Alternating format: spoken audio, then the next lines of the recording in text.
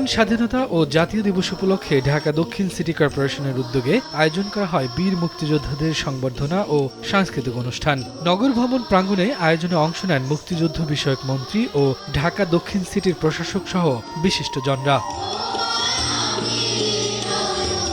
অনুষ্ঠানে মুক্তিযুদ্ধের সঠিক ইতিহাস তুলে ধরার পাশাপাশি ভুয়া মুক্তিযোদ্ধাদের বিষয়ে সরকারকে ব্যবস্থা নেয়ার আহ্বান জানান মুক্তিযোদ্ধারা।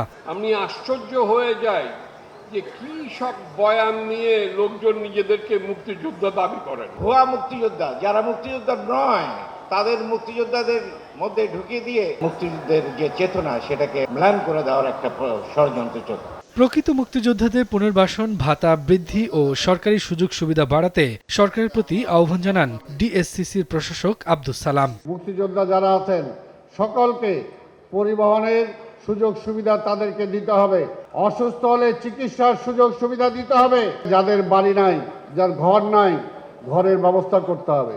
সব চ্যালেঞ্জ মোকাবেলা করেই প্রকৃত মুক্তিযোদ্ধাদের সঠিক তালিকা প্রকাশ করা হবে এবং মুক্তিযোদ্ধাদের সুযোগ সুবিধা বৃদ্ধি করা হবে বলে জানান মুক্তিযুদ্ধ বিষয়ক মন্ত্রী। শহীদ মুক্তিযোদ্ধাদের সঠিক তালিকা প্রণয়ন এবং ওই মুহূর্তে যারা মুক্তিযুদ্ধ বিরোধী ছিল, রাজাকার, তাদেরও সঠিক তালিকা প্রণয়ন, চ্যালেঞ্জের মোকাবেলা করে সঠিক তালিকা জাতির সামনে প্রকাশ করব ইনশাল্লাহ।